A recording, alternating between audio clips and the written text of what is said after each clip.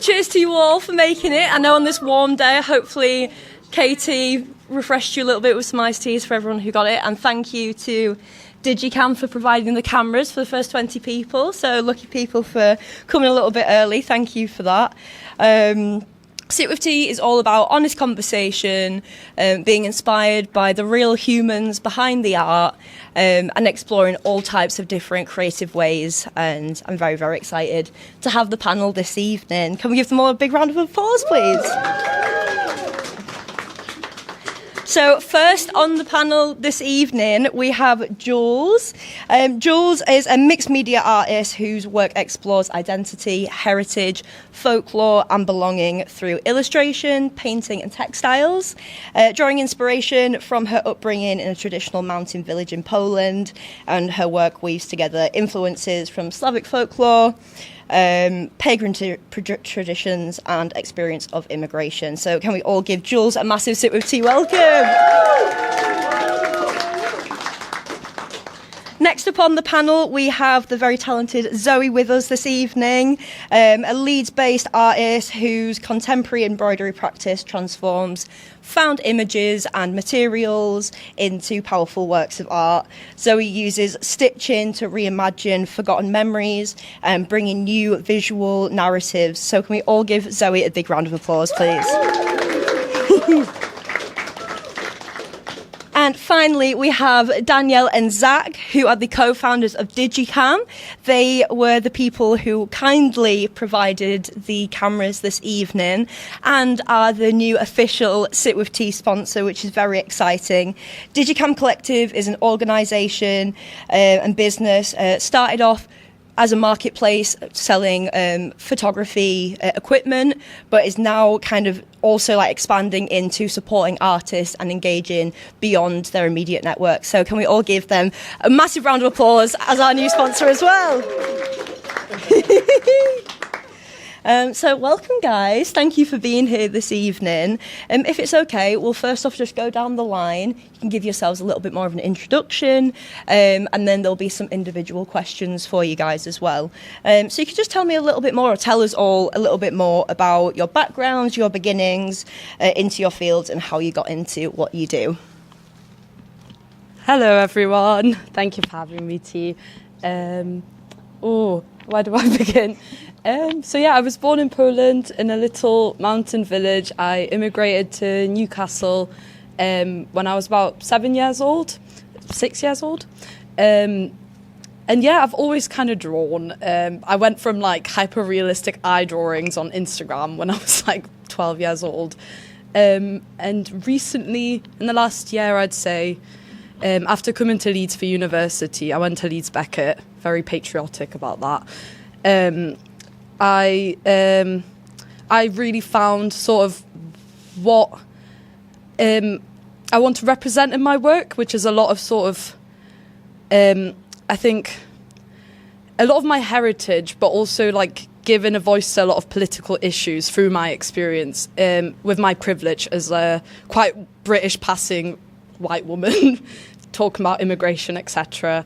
And yeah, I've really discovered textiles in the past 2 years and really love that. But yeah, I'm a bit of a mixed media artist. I currently have a studio at Assembly House, which is actually really nice. Get a studio, guys. I know it's quite hard to afford and etc. But you have a studio, go there, you actually do work, you'll be amazed. Thank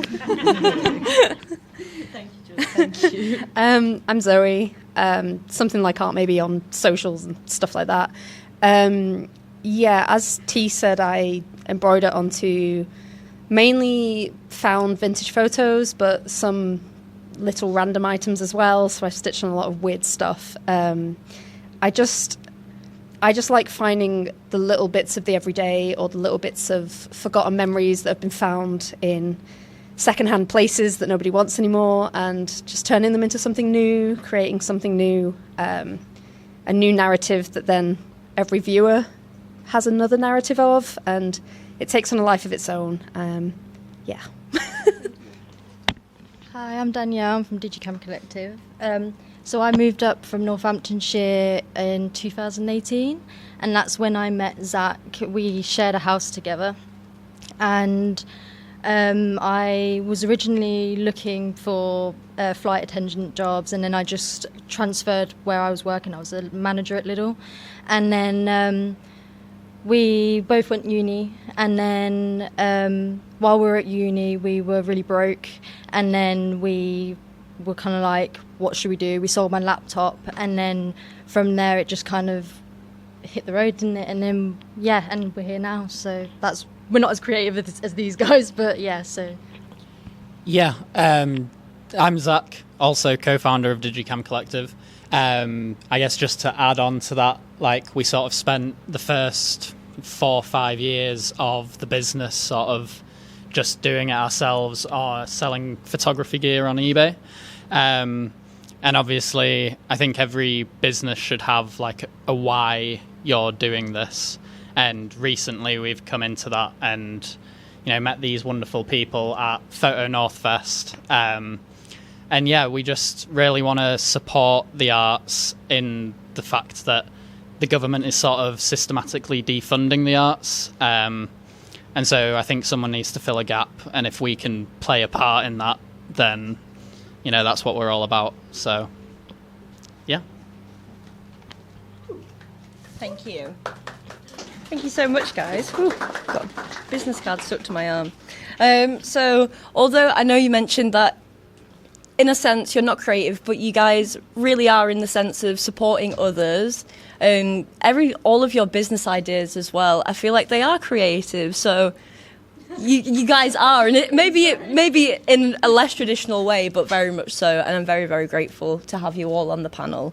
But as a part of that, I feel like each and every one of you like challenge the traditional way of thinking, the traditional way of creating as well.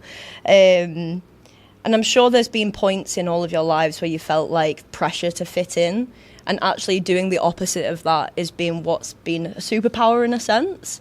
So if you've ever had like an initial thought of where you've had to do that, and also how you navigate through feeling like pressures of fitting in, I'd love to know more about that and how you do navigate yourself in a social setting, if that makes sense. Hello again. Sorry. Yeah, I think that's a good question.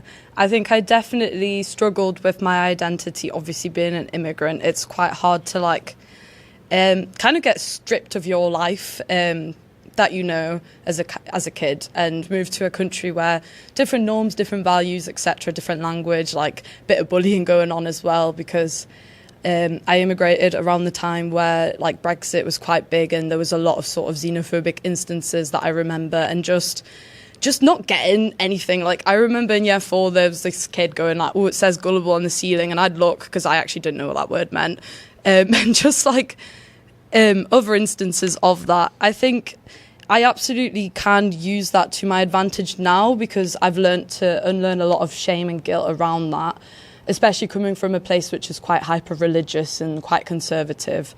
I think moving to England, I feel very privileged, and I feel like I want to make the most of my opportunity that I have in this sort of, in this country, as bad as it can be sometimes.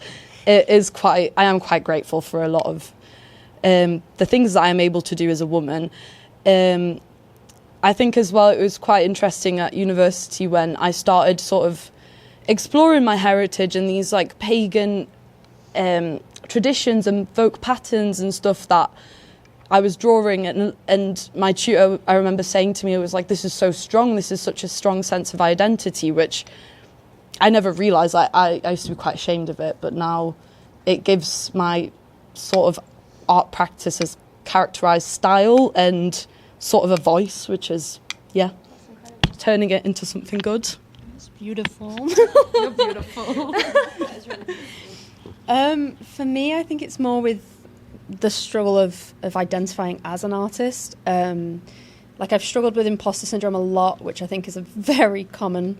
I mean, we've just had a good example of it. I think it's funny because it's a silly thing. You know, the definition of an artist, like, if you create, you are an artist, and it can be as simple as that. But instead, we've made these constructs for ourselves. and it's hard to kind of retrain your brain to get past that. You know, like one day you might have thought, oh, I'm not an artist unless I've made 50 pieces of work, and then you did that, but you're not an artist because you don't make traditional paintings, you're stitching on photographs.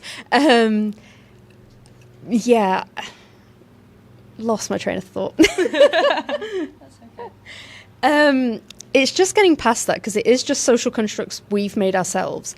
And, you know, you hear in galleries, oh, I could have made that, but the very simple truth of it is, well, you didn't. And even if they did, you're not going to make the exact same thing, and yours is still of value. And yeah, I don't know if that was quite the answer. I can't fully remember the question. I agree. I've kind of always struggled with mental health issues, and that's like a big thing for me, like finding like who I am and my identity. And when I did social psychology, I learned a lot about myself and had a lot of existential crisis. And through that, it just kind of builds. I've always kind of been a person that's kind of like asked why things are happening the way they do. Like, you know, yeah, I've also lost my train of thought. And like being in business, it's kind of like quite weird, because I never really, when I started earning a bit more money than what I was at a job, I was like, this doesn't really make sense to me. But I was really, really lucky to have someone like Zach who kind of guided me into being a more confident person, being in business. He does a lot of the front stuff, and that really, really helps. But like I get into spaces now, and when we got invited to Photo North, like it was a place where I was like, this is actually really nice, and I didn't think business could go there. And so like, you never know where life is really going to take you and where you're going to fit in. And when you feel comfortable, I think that's a really important thing to like take into consideration. Like if people are making you feel uncomfortable, then maybe start asking yourself questions. I think eventually you do find people like these people. They're so amazing, and I'm so glad I got to meet them. But push yourself into situations and keep questioning who you are. And yeah. Yeah, so I guess I'll take a little bit of a different stance and less personal, but especially in like business, people sort of tell you that, you know, you should be striving to make the most amount of profit that you possibly can, and hoard it all for yourself. I mean, we have, you know, these billionaires that are hoarding all the wealth and not giving back to society. And I mean, even my dad, he's sort of like, why are you giving money to other people when you're earning it yourself? But I just completely disagree with that. I think like if people are, you know, willingly paying for your service or your goods, you should be giving back to those people, especially in places where, you know, they're not getting that kind of reciprocation from the government or from other people. Like I said, with the government kind of defunding the arts and it being deemed as less important than productivity and efficiency. And so I think if we had more businesses that, you know, gave back to society, then we wouldn't be in the place that we're in at the minute. And that's, yeah, where we're coming from, I guess. I wanted to add, I literally told Zach before the talk, I was like, this is going to turn into a socialist rant. And it's kind of going that way. Hey, well, has to happen somewhere, right? Zoe, I know at the moment that you have an exhibition on at Ilkley Photo with your response to human nature. I would love for everyone in this room to know a little bit more about this particular body of work. I know the name of this body of work is White Passing, and I would love to kind of delve into that a little bit deeper with you, what that means to you and what brought you to create this particular piece of art, or these lots of different art pieces. Thank you. Yeah, it's not on just yet. So it starts on the 3rd of July to the 6th of September. At Ilkley Manor House. It's open every weekend if anyone finds themselves in Ilkley. So they run a photo festival, and I'm taking part in a bit of a different sense, because obviously I work with photography, but I don't take photos. Which again, I went to Photo North and thought, am I supposed to be here? But yeah, the theme for this year was human nature, and I did kind of use it as a catalyst to explore my own ethnicity, which is something I've never done before. So it was quite nice to have a bit of an opportunity. So the pieces are blown up to A1, which is quite fun because a lot of the vintage photos I get are very small, like literally some of them are this big. So it's fun to explore the different size. But the subject matter itself it's really interesting because creating them was it was a bit of a wild experience because I felt like I shouldn't be making them. I felt like I didn't have a right to be making them because, as you said, like you're passing as like a white British person, like, and I've never actually met my father, but that kind of highlighted why I should be making them, making a space for really nuanced experiences and how it's not quite such a straight line. So I found images from my father's home country of Afghanistan and images from my hometown in Manchester. So very different places. And I've stitched onto them with wool some extracts from a longer piece I've written about just my experiences and my reflections on heritage. It's been quite a special, different experience and quite a personal project. It felt quite nice to make it because, again, to hit on the rants, in today's social climate, migration and ethnicity is a bit of a hot topic, and it's often a bit of a debate and a bit hate-filled, and being white passing makes people a bit too comfortable, and they say some very horrendous things, that then it's quite nice to go under the radar in that way, to be like, actually, So yeah, it's been quite special in that way, so I'm quite excited. And that's July 3rd? Yes. September? Yeah. September 6th. So it's open every weekend. Amazing. Please all go down if you can. Zoe also has very kindly provided some of her images, stitched images for the raffle this evening. So one of you will be going home with some one-of-one artwork from her, which is very exciting. Thank you for that, Zoe. During Photo Ilkley as well, I am running a workshop. If anybody wants to kind of learn a new skill and stitch onto photographs, it can be vintage ones I have, it could be photos you have at home. If you want to come and learn a new skill on July 18th for a couple of hours, it's a nice little experience. If you want a third-party review, these guys did go to one the other month. They said it was good, but... Yeah. There's, on some of the seats there was a QR code with a little thing, so if any of you do want to go, and there is some additionals at the door as well if any of you are interested in going to Zoe's workshop. Again, definitely highly recommended. Jules, I know you mentioned a little bit earlier about the fact you have a new studio at Assembly. Congratulations. I'm assuming we're all a little bit interested. How did that come about? Where did you find yourself to be able to get a studio? Tell us more. I'm so interested. Thank you. Yes, so I've recently moved in. I've been there for a few weeks. I think it's been a month now, which has flown by. But I initially was invited by Assembly House in February to do a 2-week residency, which was very cold. Oh, if you've ever been there, it's cold. And yeah, that was really fun. We had an open night in March, and since then, I've kept quite good contact with some of the members there. And then the process is you kind of have to apply for a studio, but I'm quite good friends with Emilia and Archie, and they were like, "Oh, there's one left for you. You can have it." And I was like, "Okay."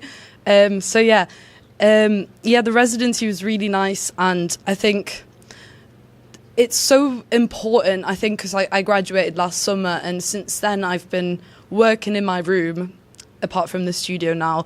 It feels quite solitary sometimes, when, especially during winter, because you finish work and it's like, should I go for a pint with my friends, or should I go and make an absolute mess of my living room and then clean it up that same night because my housemate wants to cook dinner, just to like make something that you don't really you have a virtuous sort of goal for, but there's not really like, you don't have a deadline, you don't have almost like a reason to make it other than like, I don't know what, curate a space prompts or whatever crap.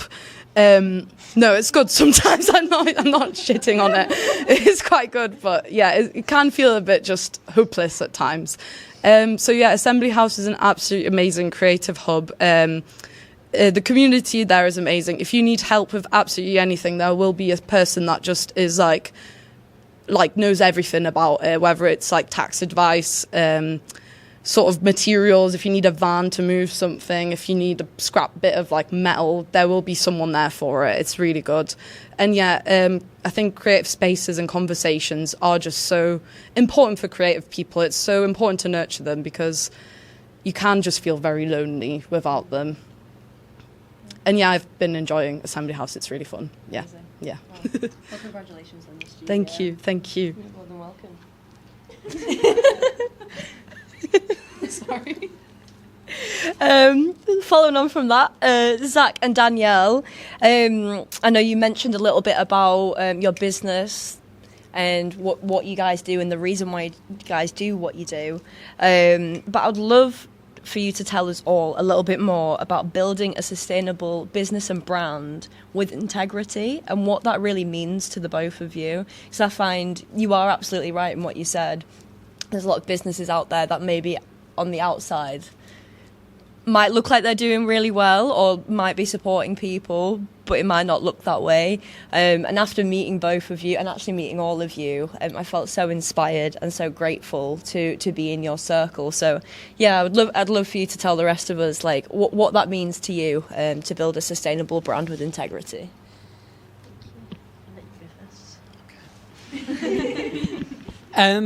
Yeah, I mean, I think like we've talked about the social climate, and I think really what it means to me is just to be part of building a better world for everybody.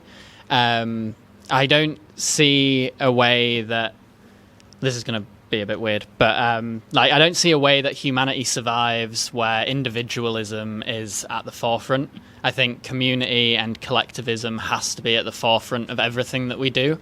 Otherwise, we're just going to go the way that we've been going.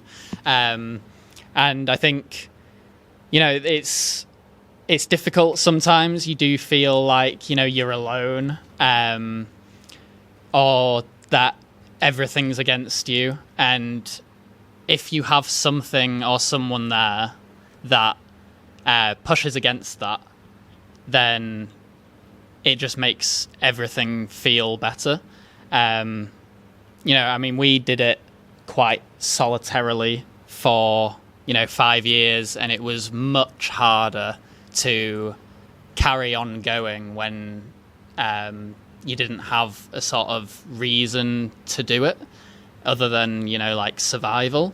And so, yeah, I think really it's all about, it's all about community and it's all about giving back.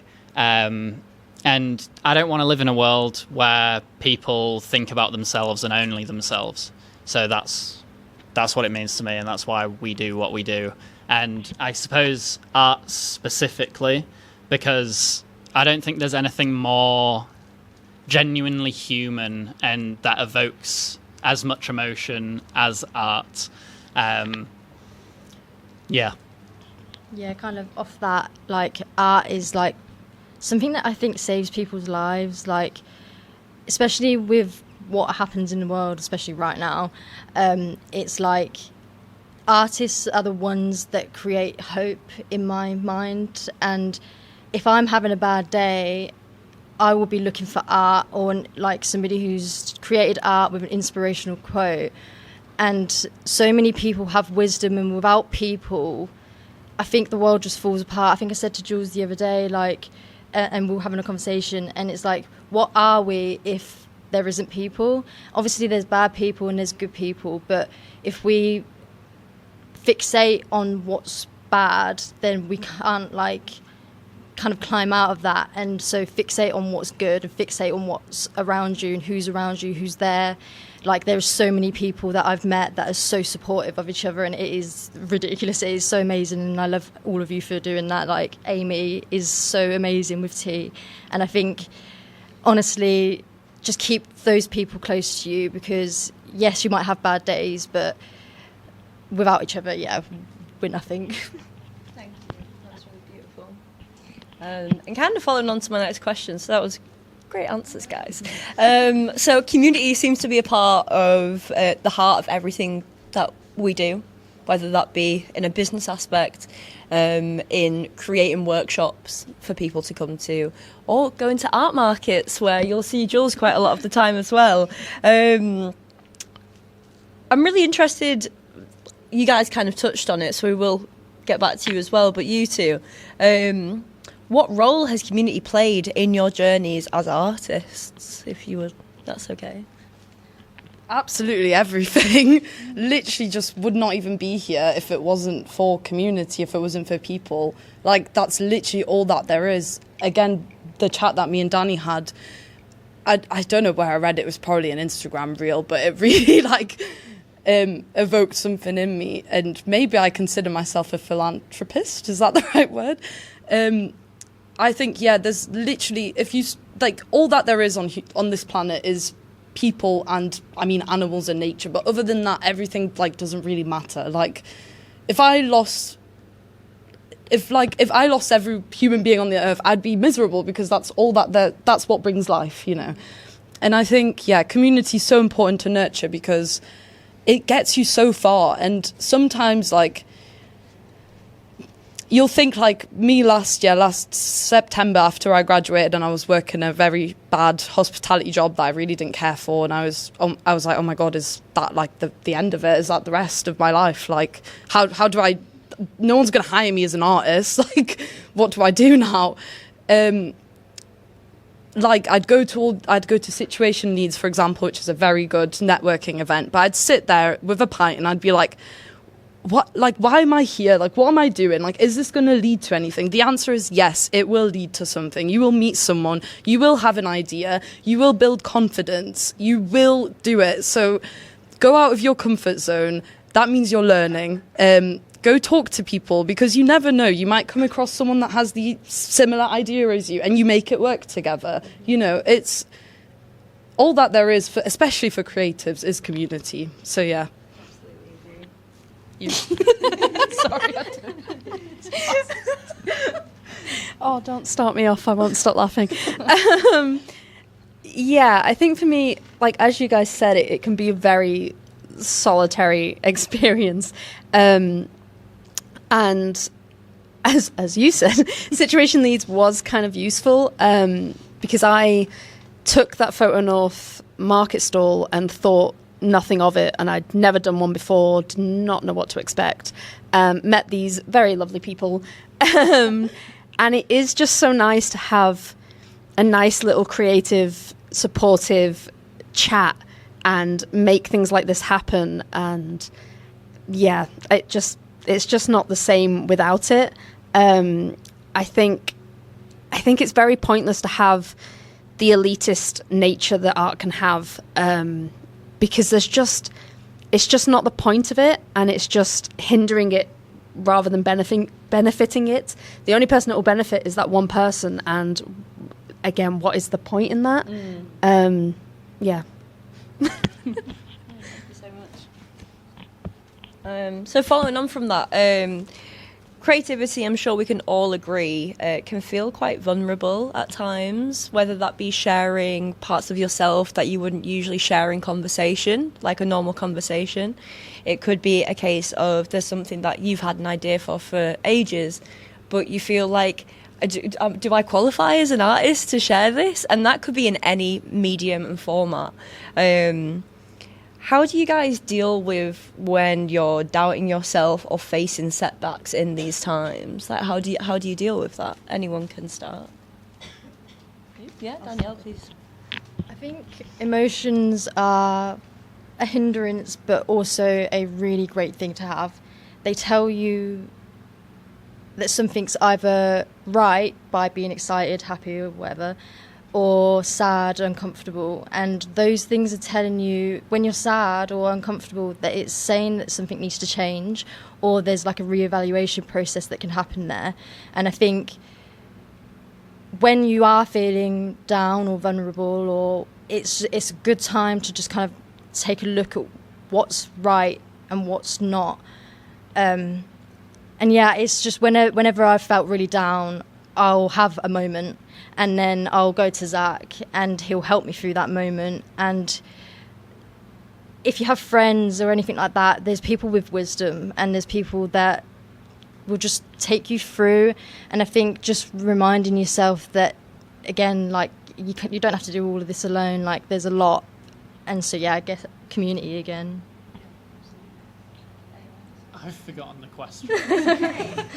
Yeah, how do you continue within your field when you're feeling like you're doubting yourself or you're facing setbacks? Because setbacks happen. That's okay. Good question. Imposter syndrome is like at the heart of everybody, I think. And I think, like Danielle says, to know that you're not alone in that, knowing that everybody feels this way, and especially like, you know, young people, like we all kind of are navigating a world that never existed for any other generation. We're all living through times that have never happened before. And so just making sure to sort of take stock, and, you know, as much as we like to fixate on things, nothing really is that important other than other people and like community. And if you have that, then you can kind of get through anything. You know, like in my, I want to say youth, but I'm not that old. So like when I was younger, like I was very fixated on money and materialism and like, you know, having enough to survive. But I think that as I've got older and I've made more friends, that, you know, it's everyone's there to support each other. And, you know, we don't know what's going to come in the future. But I think that if we all strive to make a better world than what we have today, then nothing can really be that bad. And yeah.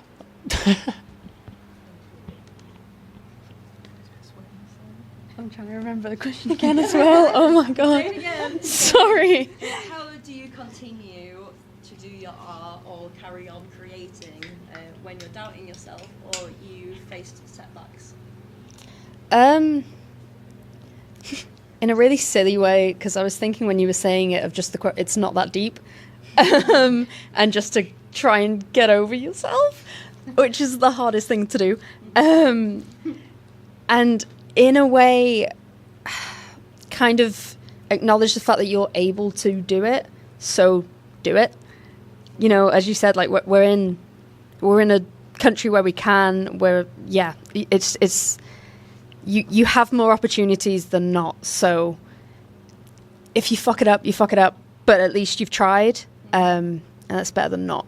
And I've tried a lot of things this year, like the markets and the workshops that I've never done before, and they've never been a bad thing. They've always been a brilliant thing. And I've met so many people and so many lovely conversations come out of it. And yeah, maybe community again. Maybe it just comes back to that good old community. Socialism. I think that as annoying as they are, I think setbacks are kind of a blessing in disguise almost. I think if you didn't get that job you really wanted, clearly you just weren't made for it. Like something better and more aligned with you will find you. Yeah, my tummy hurt at the start of this week and I feel burnt out. And do you know what? That's normal. And I was going to go to a market this weekend. I'm not doing it because I'm tired, and that is an okay thing to do. And I think as creatives, I think the more I grow, the more I learn, the more I experience myself in different experiences, I I can see patterns and whatever, and I know that after every time I have a big project, I will be burnt out. I need like a week to recover. I don't want to see anyone. I don't want to talk. My jaw hurts from talking. You know, I just need to shut up. And I think that's something normal for me anyway. And I've had conversations with creatives, and a lot of people experience this because it is a very front-facing, like, path. You talk to a lot of people, and it's fantastic as it is. You also need time for yourself. So yeah, I'm still learning how to deal with burnout and setbacks because they are annoying. But I guess time is a healer, and also sort of chilling out afterwards. You know, don't take it personally. Don't let it hit your ego. Like, you didn't get that. That's awesome. What if you went there and it was really bad, or if you hated it, or everything happens for a reason, and simple as that. I agree. Everything does happen for a reason.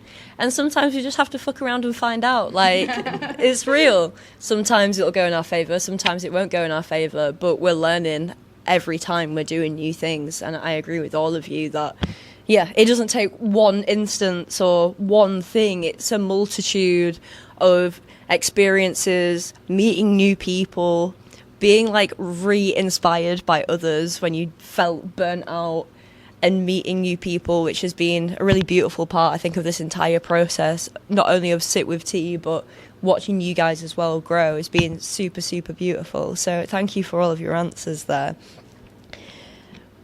I'm going to ask you something a little bit harder, but it's okay. I'm sorry. I hope you pass. I just want to know kind of like, and if you don't want to answer, it's also absolutely fine. But what have been like maybe some of the harder things, or the hardest thing that you've had to deal with while pursuing your passions and your dreams? And that can be anything from like your day-to-day life that has got in the way of, I know how hard it is working in hospitality and then trying to juggle being an artist and then doing all these other things, or, breaking into an industry that, it takes time, but you're doing very well, or starting workshops and, starting new ventures. So yeah, if you could, I think the reason why I wanted to ask this question as well, just to give some context, is that I feel like a lot of the time we like praise a lot of the good things that we see online, but we don't understand the people that are behind that and what they actually have to do to really make it work. And we all come to a position at some times in our lives where we need to reflect on the hard things that have actually, a lot of the time I've realised, like, shot you in the positive direction because you've learned something really big from that. Hey. I think it's, there's a lot of hard things in life, I think. And I think for myself, like, obviously immigration, I had quite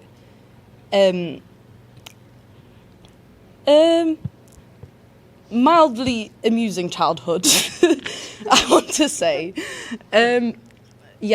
Culturally different. My parents are very Polish. I'm like half Polish, half British in comparison. So just a culture clash. Coming over, like, getting over that. But I think that honestly just played to my advantage, because once I've gotten over that, and I'm still kind of getting over it, but I'm very much over it, I think it just strengthens you, it builds you up. Like, it's just, there's not much that can knock you down now, it feels like you've been through it, sort of thing. Yeah, so I think it's a real character builder. A little bit of character, yeah. I think as well, it is just difficult. Like, sometimes it can be really hard. Like, I think, I don't know, like, my lovely, kind, caring friends, they're always there for me. And they'll sometimes be like, oh, you're doing so much. And it's like, yeah, like, you have to give yourself a pat on the back, like, you are, like, you're working dead hours, like, 12 to 9:30 p.m. Like, that's like your whole day. So I will wake up a bit early and do a bit of work, not to like be like, oh yeah, get on that grind, get on that graft, but like you do kind of like, you know, have to make space for it. You need to make it urgent, I think. And I think that's what I've gotten good at recently, like knowing that. I think when I came out of uni, because I just did fuck around for the first 2 years, I can't lie.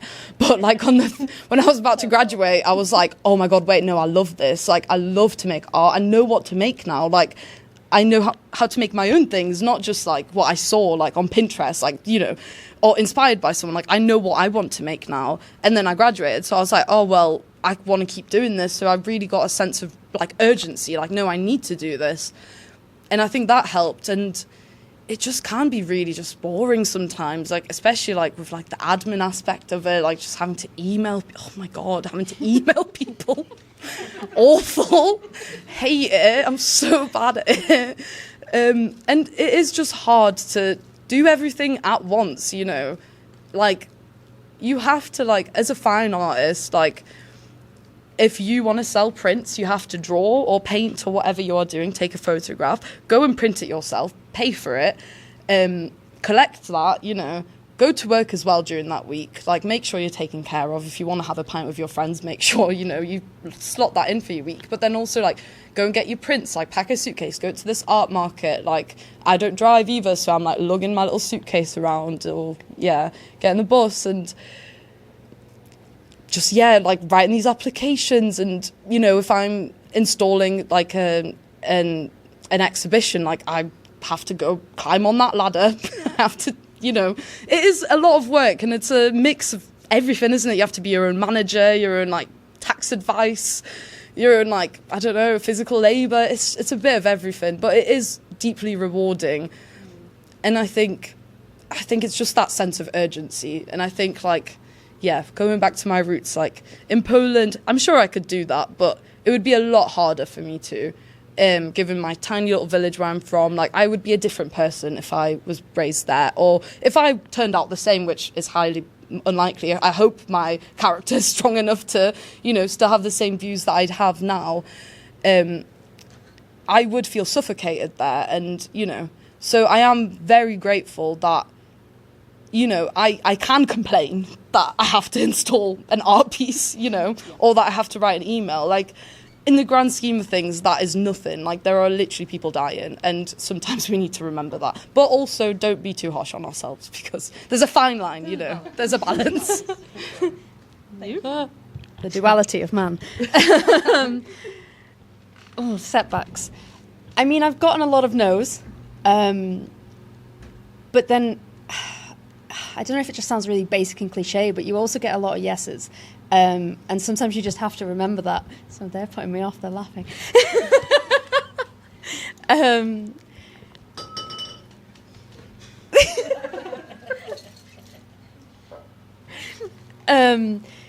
But I actually think, weirdly, the biggest setback is myself. Yeah, like, if it's the imposter syndrome, or, you know, I have a full-time job, so I don't have the time, or sometimes just the effort, or I just can't be arsed. I can't be arsed to write that email or that proposal or pack that suitcase for the market. And again, it's get over yourself and do it. Because as soon as you do, like, you want to do this, you want to create, you still feel the need to create. So do it. And I think that's just how I get over it. And in a way, having deadlines can be really helpful sometimes. Like, I know for the show for Ilkley or for any other exhibitions and things like that, it helps because you have to do it and you can't put it off. And it's not a bad thing, because once you are doing it, you know, you're enjoying yourself, you love it, this is what you want to do. But yeah, I don't know if that was really rambly. No, kind of like what Zoe said is that, you know, the biggest setback is yourself. Like, I've been pathologized quite a lot growing up. I'm overly sensitive, which I am a little bit. I cry a lot. And when I was at uni, I really took a hard, long look at myself and was like, I can either keep dwelling and be my setback, or I can take life by the hands and just kind of go with it. And yeah, that kind of really is it. Like, not being taken seriously sometimes by parents, like, is a big setback. But at the end of the day, like, when everybody's like gone, like, out of your life, if you think about it, then you're left with yourself. And I'd rather live the life I want to live for me and not for anybody else. And yeah, like, just don't be your own setback. Yeah, I think it sort of falls into what everybody said, but consistency is the biggest setback. Like, I don't think humans were meant to, like, be so consistent with one thing constantly forever. And we sort of live in a world that forces that upon us. And like everybody said, like, you have to take stock and say, you know, like, burnout is a signal and not a character flaw. And yeah, I think consistency for everybody is always the biggest, like, hardship, and it's really difficult to carry on when you feel like shit. And, you know, I think, again, it comes back to community, because when you feel like shit, if you have a community, there is always someone there to pick you up and say, you know, you're doing something good, you're doing something worthwhile, you should push forward. Yeah, I mean, we were having a conversation recently about, like, we work now more than medieval peasants for, you know, a similar amount of money. Of course, we have, like, the privilege of technology and a double-edged sword, but, you know. So, yeah, I think consistency especially is so difficult for everybody, and you really just have to give yourself grace to sort of say, I don't want to do that art market this weekend because I'm burnt out. Fuck it. Or, you know, I'm going to take the day off work even though my manager is going to be pissed.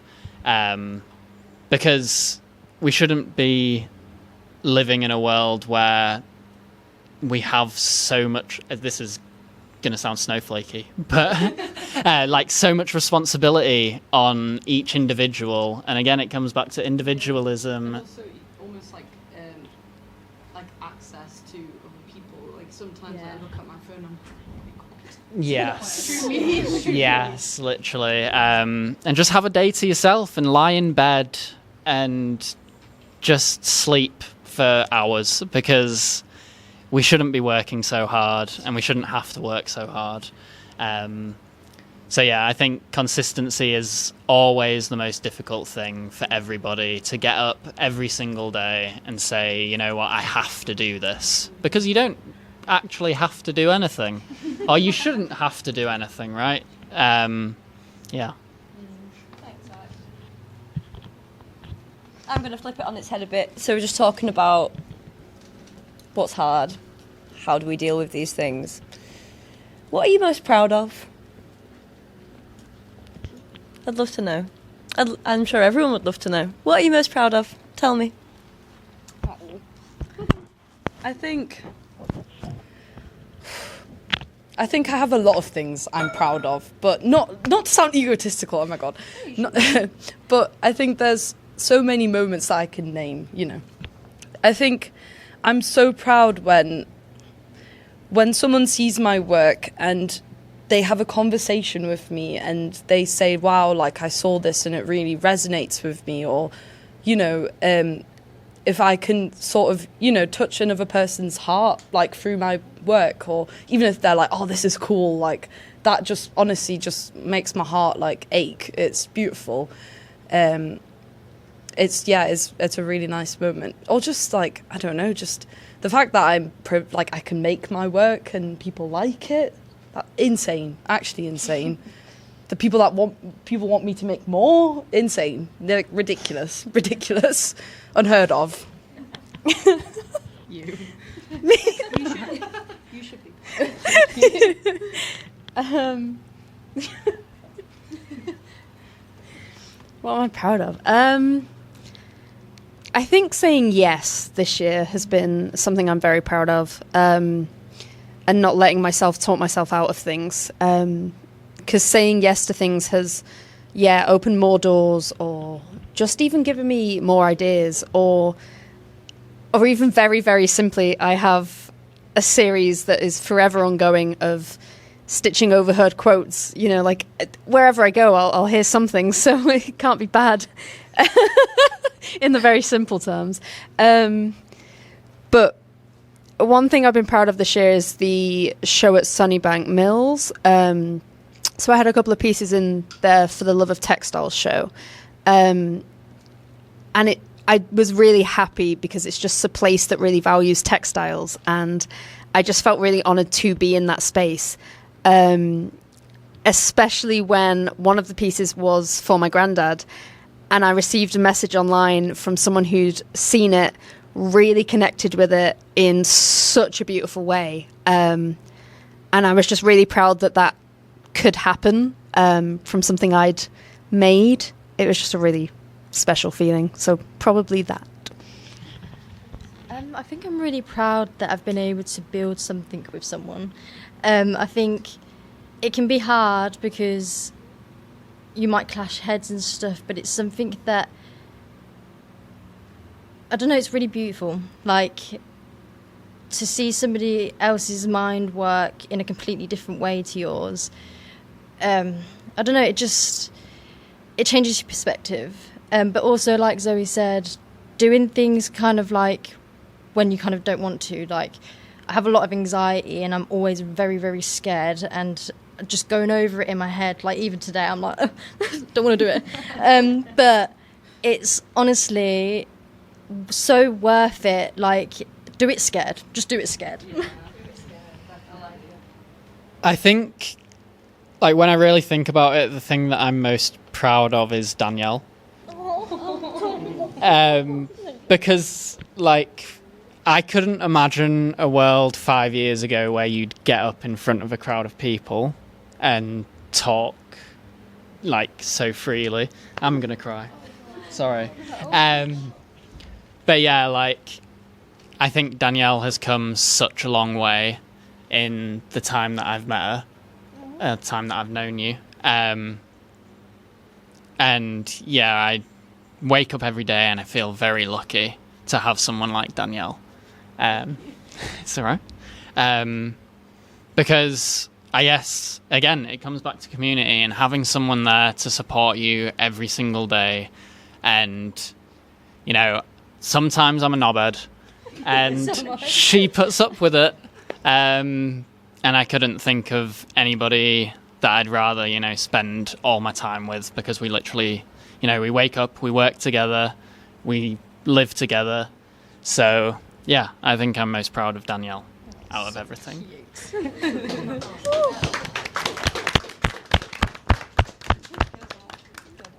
All of you. That was really beautiful. That's choked me up a little bit, to be honest. Before we get into the last bit of the panel discussion, where we'll be passing it over to you guys if you do have any questions, I just wanted to give a little backstory to this particular panel tonight. So back in March this year, all individually, we were offered a market stall at the Photo North Festival at the Carriage Works in Leeds. Some of us through Situation Leeds, some just through the way that, you know, life happens. We all got given this amazing opportunity. Just so happened that we're basically all on the same row, if not next to each other, like one table apart. And through the 3 days that we were all there, became extremely good friends, kept in touch. And they have been, each one of you have been so inspiring to me and to, like, everything that we're building. And it's so beautiful to kind of see that coming together. And I'm very, very grateful to have you all on the panel. It feels very special to me because when the first Sit With Tea happened, it was like the month after that. So these guys, I was like, hey, if you're free, come down and like have a look. And Rob was on the panel and some other amazing, incredible people, Tally and Tia. So yeah, to have you all on the panel tonight really does mean a lot to me. So thank you very much. I am going to now pass it over to the audience. If anyone has any questions, don't feel shy. We won't bite. She might bite. No, I'm joking. But yeah, if anyone has any questions, feel free. Don't worry if not. We will be available. Oh, we've got a question at the back. I'm going to come over. Get the mic. I mean, it's only for... I just wondered, since obviously we're talking a lot about community, I wondered if that's something you've felt you've had all your life, or if you've built it up, and if so, how, for those people that maybe, if that's something that they're struggling with, maybe have some advice, maybe not. Just thought I'd ask. That's a great question. Thank you. Is anyone wanting to... yes, Zoe, let's go. Definitely not. Yeah, I don't think it's an easy thing to always come across. Like, we all met again so by chance that a little bit kismet, a little bit serendipitous. But again, it happened through just saying yes, I think. I don't know if that was the shortest, sweetest answer, but... Hello. I think I've definitely had moments of no community where I felt very alone, but I don't know if that was my own illusion and my sort of low self-esteem, where I thought I was like in my sorrows, I was like, oh, no one loves me. Or if, there were people with open arms around me and I was just kind of refusing that help. But I definitely know for sure that I have built an amazing community with my friendships, with my lovely people. And yeah, I think there have been times of no friends. That's a great question. Yeah, I really don't have that much community, like family, like that are like kind of really involved in my life. Like my dad, he is, but I don't have a relationship with my mum. I've tried to, but I don't have one. She's quite distant. And it's something that's been really, really hard for me for like all my life. And really this year, like Zoe said, saying yes and really, like I said earlier, doing it scared, it's what gives you the community. I think everybody can be a little bit scared sometimes and lonely, and I guess I always tell myself I'm not the only one. And so yeah, just kind of going with that and reminding myself I'm not the only one, and then reminding myself the people I have met on the way, even if they're not here anymore, like what did they give me? And they gave me laughs, they gave me friendship, and it might not end the right way, but community exists and it's there, and just say yes. Yeah, I definitely feel like this past couple of years has given me more community. I definitely felt like I didn't really fit in most places previously. But like Danielle says, saying yes to things just gives you the opportunity to meet new people, and there are people out there for you or that agree with you that, will validate you, even if it feels like nobody will at this current moment. So, like Zoe and Danielle said, just say yes to things. Don't say yes to everything, but say yes to the things that you feel really comfortable about, that you know are good for you, or that you feel like are part of your soul, because you will find people. Really lovely. And I agree, to be honest. Like, it doesn't happen overnight. These things take time.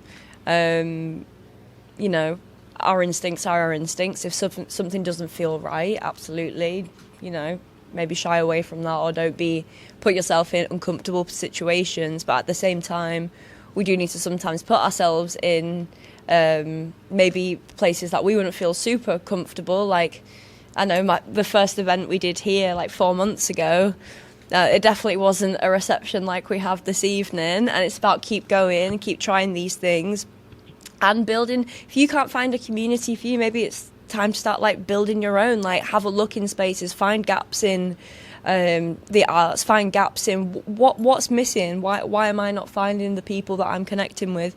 And absolutely look at opportunities, find ways that you can input yourself and your craft or your personality into these spaces, because there are people out there.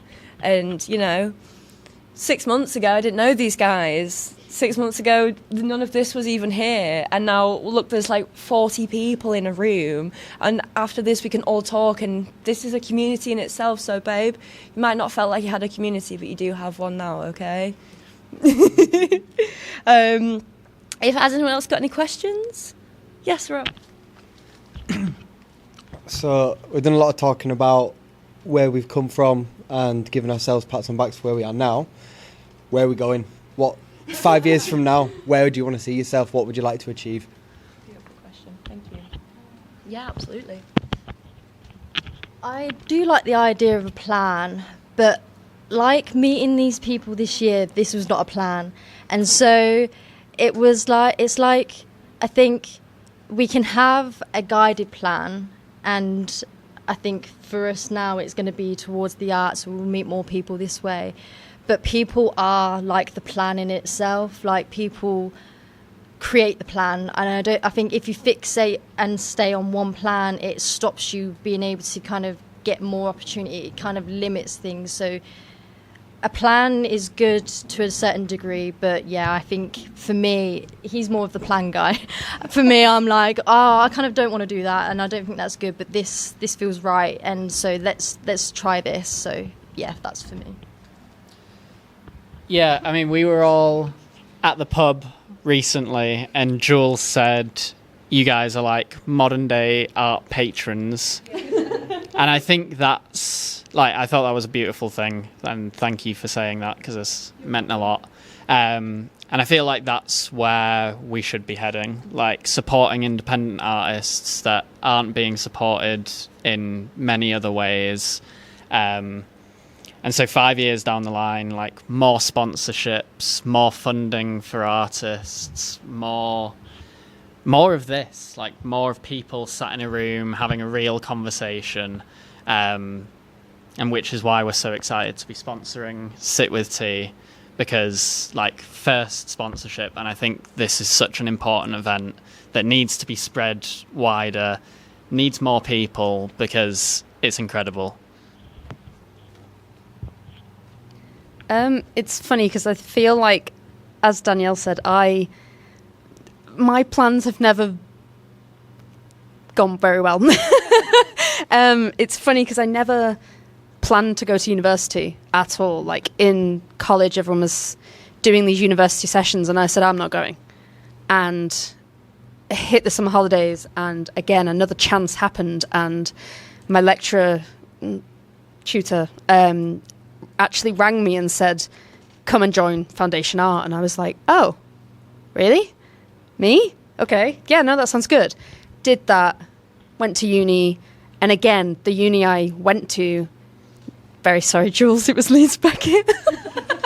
I just didn't get along with the course. And I missed psychology as well as art. Found a uni that did a joint honours degree. And again, that wasn't so much planned, but it was perfect because I met, not going to point at him, my partner there, and I've been with him for 9 years. Do you know what I mean? Like, things just happen and it works for the best. But yeah, I don't have a plan as such. I have little, maybe tiny goals, but not a time frame on them, which maybe I should do. Since I said that's how you get things done. But one of them would be at some point to finally do a solo show, because I've not done one yet. But it's going to happen at some point. Thank you. To answer your question, I think I'm not very good at planning. I'm kind of scared of the future. Not in like I'm scared of the future, but like I don't really plan. I just kind of go with spontaneity and like intuition, I guess. I think looking back on like the past year and how far I've come and how I feel like I can almost confidently call myself an artist. Confidently call myself an artist.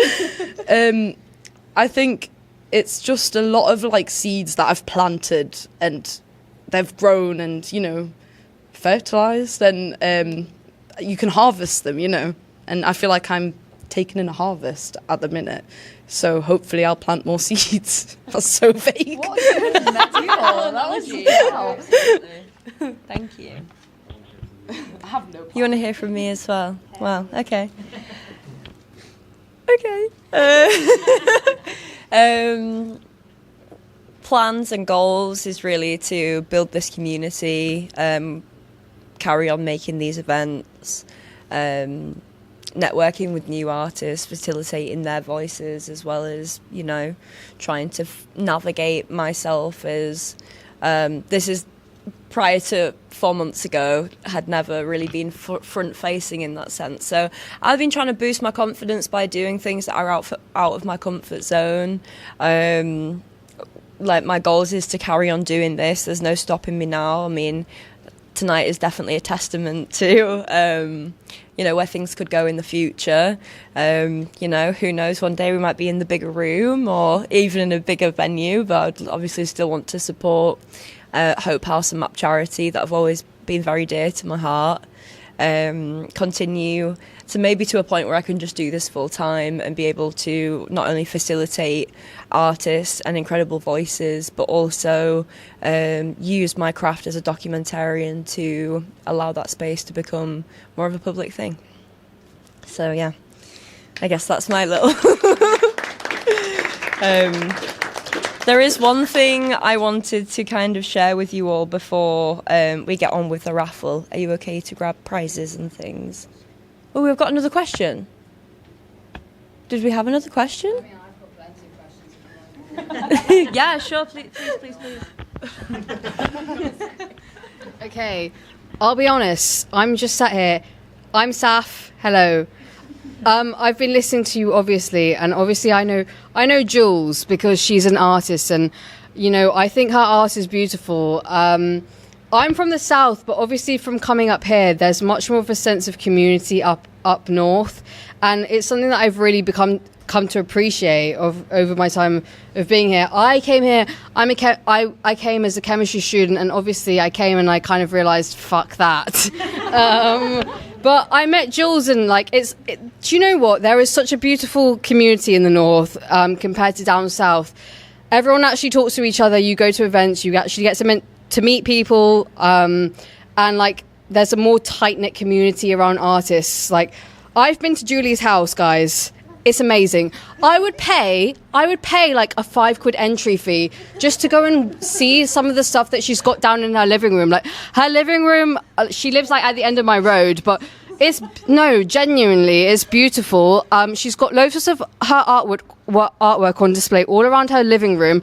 I was like, Julia, I would literally pay like a few quid, because I live in London and I love the arts. I have grown up frequenting places like Tate Modern. Like I've been there countless times, and all of the museums down south, like V&A, I would say is a real gem. I would say go and visit that. V&A East is also recently opened up. They do a lot of that, but there's a really tight knit community of Leeds Arts Uni and artists up here compared to the south. But I would say absolutely go and support your local artists.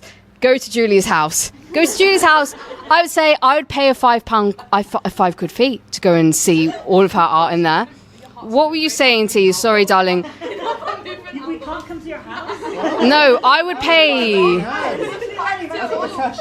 I'm not going to lie, Tee. I was in the toilet when you were doing questions. What were you saying? What were you saying when I was in the loo? Can someone give me some kind of track of what was going on? What's been going on? On YouTube, it's been filmed in full. Okay. What you? You're the Digicam people. Yes. Oh no, I rate you guys. You guys fix up cameras and stuff. Yeah, that's right. But no, I would say if you're in the arts and you're up here, you've pretty much hit a good spot because you've got some kind of community. You've got Hope House and Assembly House. I went to I went to Sunnybank Mills today. You've had some shit in there, haven't you, Sunnybank Mills? Yeah, I went to Sunnybank Mills and it was full of clothes and full of textile artwork. I would recommend you guys to go, but it was absolutely beautiful. It's free as well. You should absolutely go and see all the stuff there. Do you know what? I'm a good conversationalist. If you put me up there, I'm big on women's rights as well. So if you put me on the top, I apologise, guys, for taking away.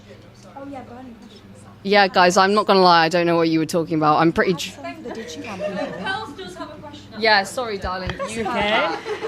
Great input, though. I've got carried away. No. What impact would you like to make with your work in the next few years? What impact would you like to make with your work in the next few years? Anyone want to answer? Jules seems down. That's a lovely question. I think I've had this idea for a while, and I think I don't know what the answer to it is. I answered my plan question. There is no plan. There is, but not very linear. I think I'd love to create some form of community of, I don't know, artist workshops, meetings, whatever, some form of get-together for immigrants. It was at first it was going to be Polish only, but then I was like, that's first of all really kind of like sounds Nazi vibes, to be honest. If I make it just Polish people, that sounds a bit like dodge. So we'll extend it to just immigrants.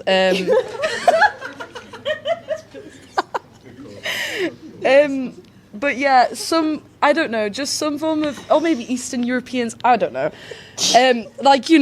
People that I relate to, which obviously is just, immigrants, we'll say. To sort of, I guess, find a place in a community for themselves. That is a buzzword today, isn't it? Community. The word that is flying.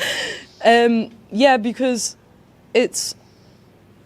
I just dread to think when I was little and I felt so like ashamed of myself to think that there's other like little people out there or people feeling ashamed of themselves and guilty and trying to cover up their mannerisms or speech or what they did that just all of that sort of, I guess, trauma that comes from immigration and just not feeling like you're fitting in, especially given the times right now.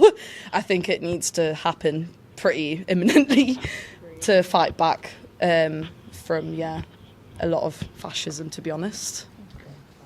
Does anyone else want to share?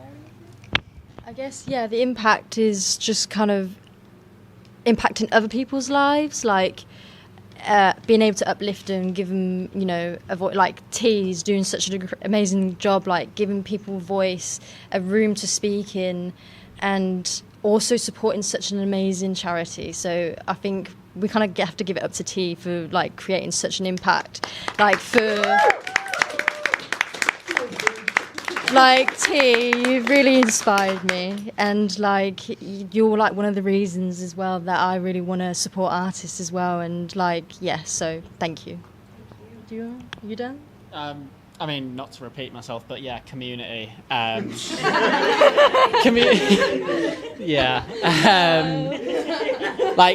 think, like I say, so many businesses kind of hoard wealth and don't give anything back. And if we can impact, the UK would be great, but even just Leeds, and make people feel like they have a place to go when everything feels shit. I think that's the impact that we want to make, right?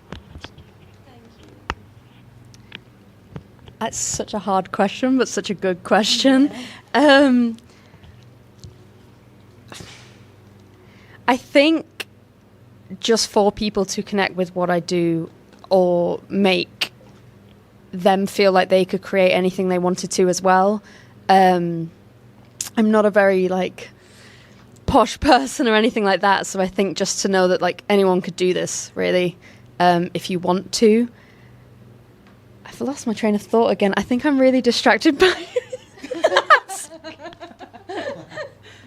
Yeah. That's the worst answer. Thank you. Thank you. Yeah. Thanks for all the questions. Before we get onto the raffle quickly, there's just like a passage that I wanted to read, and bear with me because I'm not the best reader. But I think after this evening's discussion, I think it's quite mandatory that I say this. This has been on my lock screen for over a year now. And it's called A Working Class Creative's Guide to Self-Organising. So I'm just going to share it quickly, it's not too long. It says, start where you are, start small, start messy, just start. Ask for time, space, budget, advice. Even when it feels cheeky, ask to borrow the projector, the gallery wall, the cafe's back room. Ask if they're hiring, even if they're not. Skill swap. When there's no funding, offer what you know.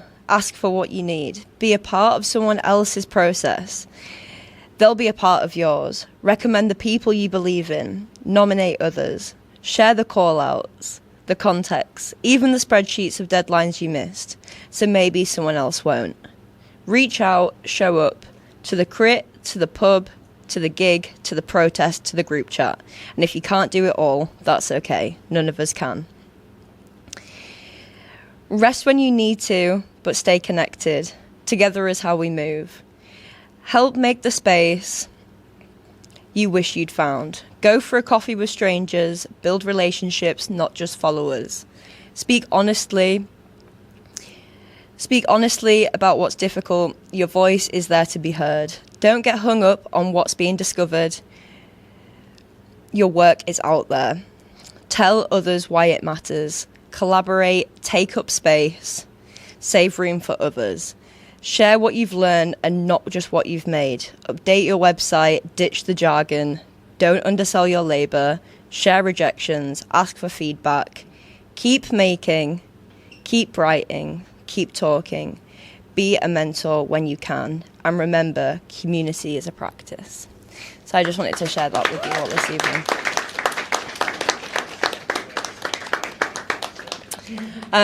So it's on to the raffle, guys. Got some really exciting prizes tonight, so I'll just go through them quickly. We have another incredible camera from Digicam Collective. What up? We have a 1-of-1 stitch from, well, it's actually a 3-of-3 because there's 3 images, but they are 1-of-1 from Zoe. We have one of my books and prints from the Been There, Saw That exhibition. And kindly Ed Thompson, who was on our previous panel, has also provided some additional artwork for this evening as well. So, Jules, do you want to pick the first? Shaky. Oh, who's the first one? Anisha. Woo! Congratulations. Shall I put it here? Yeah, will you pass that on so you can do that for Zoe? And this evening you have won Ed Thompson's artwork. So there's 2 pieces for you there, my love. Cute. Thank you. You are more than welcome. Congratulations. Woo! Ready? Okay, ready whenever you are, guys. Whoa!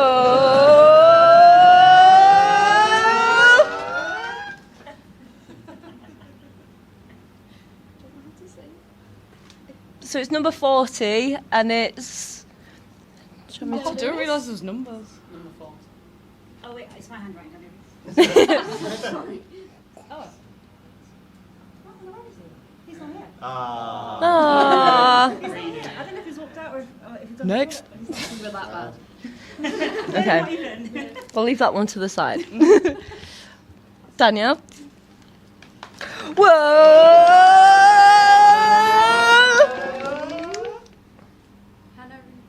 Hey! Congratulations! So you have won Zoe's 3 of 3 stitches. Congratulations! Zach, here we go. Whoa!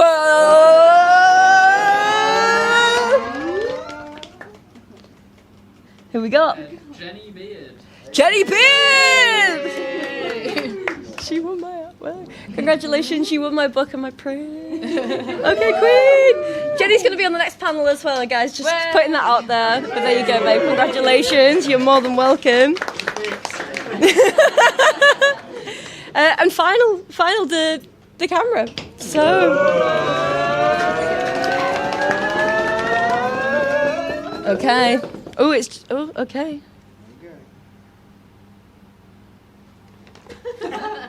You, Pearls. Congratulations!